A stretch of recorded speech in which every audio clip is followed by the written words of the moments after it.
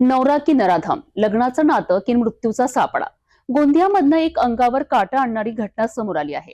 पत्नीच्या चारित्र्यावर संशय घेत निर्दयी पतीने तिला जंगलात नेऊन ठार मारण्याचा प्रयत्न केल्याची धक्कादायक घटना उघडकीस आली आहे.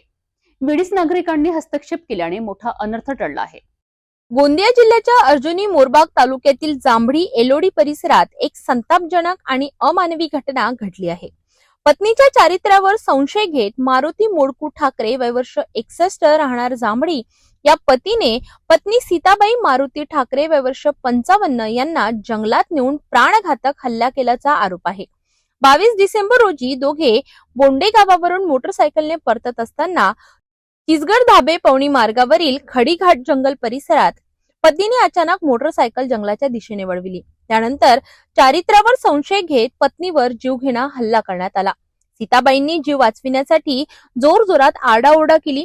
त्यांचा आवाज ऐकून आजूबाजूच्या नागरिकांनी तात्काळ धाव घेतली आणि मोठा अनर्थ टळला. गंभीर जखमी अवस्थेत सीताबाईंना ग्रामीण रुग्णालयात नवेगाव बांध येथे तातडीने उपचारासाठी दाखल करण्यात आले. घटनेची माहिती मिळताच नवेगाव बांध पोलीस ठाण्याचे पोलीस घटनास्थळी दाखल झाले. पोलीस उपनिरीक्षक अमोल भोसले आणि पोलीस कर्मचारी यांनी पंचनामा करून आरोपी पतीला अटक केली. पत्नीच्या चारित्र्यावर संशय घेऊन खुनाचा प्रयत्न केल्याची प्राथमिक माहिती असून पुढील तपास सुरू आहे. ही घटना केवळ गुन्हा नसून समाजाच्या मानसिकतेवर प्रश्नचिन्ह निर्माण करणारी आहे. महिलांचा जीव इतका स्वस्त झाला आहे का, असा सवाल आज संपूर्ण परिसरातून उपस्थित केला जात आहे.